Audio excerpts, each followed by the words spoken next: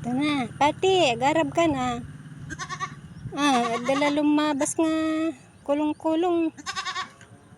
Garab, arab. School mo tada brigada da dyan, nagbibrigada da. June 1. Good morning to everyone.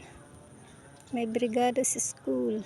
Yung pom ko yun, kalalagay ko lang yung pom ko kasi basa sa ulan kagabi. Super lakas ng ulan, nabasa yung mga pom ko. Mahirap naman. Dito ako nakaupo, binabantayan ko si Spotty kasi ayaw ni Spotty na iniiwanan ko siya. Hello everyone, sana naman mag-subscribe kayo para naman may kikitain ako sa YouTube.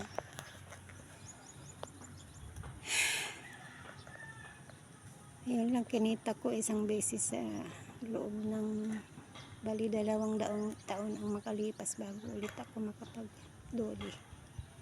Ayan si Spotty, kinita ko yan sa dole. Yung ginamasan namin dati dyan, malalaki na naman na yun, yung mga damo. Pero inisprihan nila ng pampatay ng damo. Pero dito walang spray kaya pinapakain ko ng damo si Spotty. Kasi hindi ito na-isprehan. Kapag na-isprehan kasi siyempre malalaso ng mga animals na kakain ng mga damo na na-isprehan. Katatapos ko lang magkape. Ayun, ito na naman ako. Iyak ng iyak itong si Spotty. Kaya binabantayan ko siya para hindi siya umiyak. May dadaan lang nagme-me na. Ay, Spotty. Dito ako nakaupo. Iba na kasi ang tumatanda. Madaling mapagod.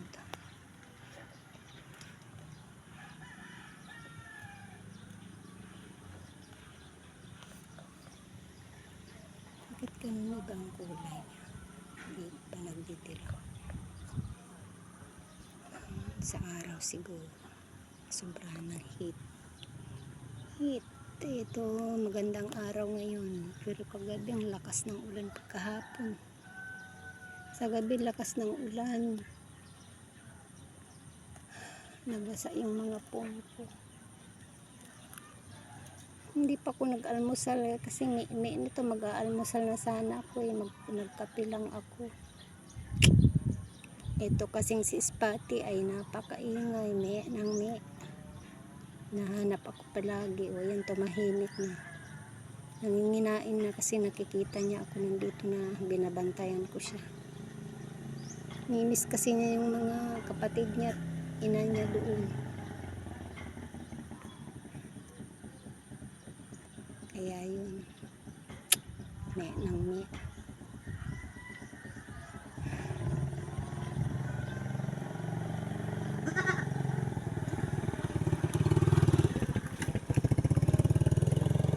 May dumadaan lang,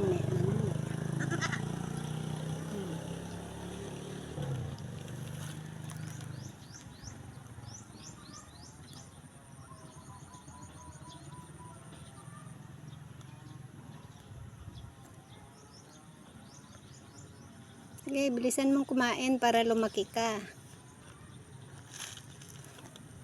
Para mamaya, magadami na kayo. Pag nagbuntis ka, mga anak ka, may mga anak ka na, dadami na kayo. Hindi na lang ikaw mag-isa mamaya. Pag mayroon ka ng anak.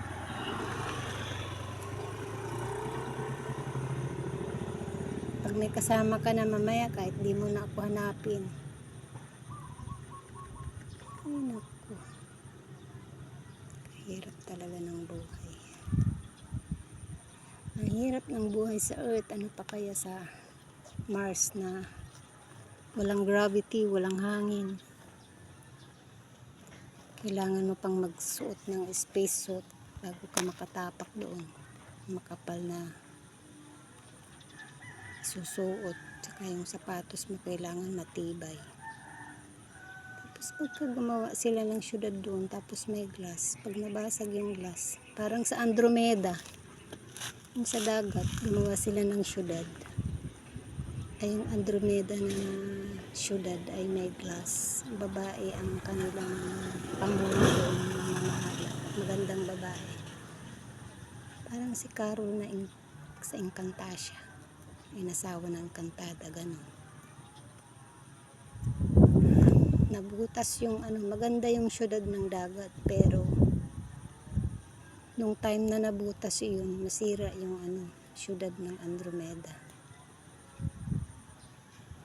Napasok lahat din ng tubig ng dagat, so wala din. Kaya kung sayang din kung kapag gumawa sila ng syudad doon sa Mars, tapos mababasag lang din yung nilagay nilang mga glass doon. Parang Andromeda din mawawasak. Robot lang daw nandun siya. Mga robot lang daw ang mga nandoon ngayon nagtatrabaho. Siyempre, mga robot sila, mga makina yun, hindi totoong tao. Kaya okay lang. Kung taong pupunta doon, yung China nga, tumapak lang daw, 9 na araw lang daw yung Zhurong na tumapak doon. Nalala ko na naman yung Mars na Earth, na planet. Magkalapit lang kasi dito sa Earth. Pero, iba yung buhay na hindi kagaya ng sa Earth. Kasi sa Earth, dito ang Diyos na Jehovah at Panginoon, pinaganda nila ito para tirahan talaga ng mga tao na matutuwid. Pero dahil sa kwento na hindi sumunod si Adan at Eva sa Diyos na Jehovah, kaya napakahirap ang buhay. Si Satanas kasi ang sinunod nila, kaya yun. Maraming kaguluhan, maraming hindi naging paraiso. Pero salamat naman kay Panginoong Hesus na siya ang tumubos sa ating lahat para sa mga susunod na may time na gagawin na nila itong paraiso ulit. Wala nang sakit, wala nang kamatayan. Totoong life na. Yun talaga ang plano ng Diyos na Jehovah at Panginoong Hesus. Na hindi natupad dahil hindi sumunod si Adan at Eva. Pero sa inaharap, matutupad na. May magagawa pang mga gagawin ang Panginoong Hesus na pagkabuhay muli sa mga patay. At doon, makikita ko na rin yung mga namatay na mahal ko sa buhay. Yung anak ko, si nanay, si tatay, mga lolo't lola. Nabubuhay sila dito rin sa lupa.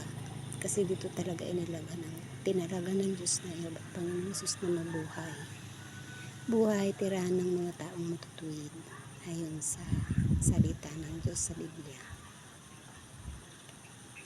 Hindi ko nilang babanggitin yung teksto kasi naano na yung utak ko, parang na-stress na. Marami din akong naging problema ng mga pinagdaanan na problema. Pero lahat ng problema ko, dinadaing ko lahat sa Diyos na Jehovah at kay Panginoong Hesus. Siya lang ang makakalutas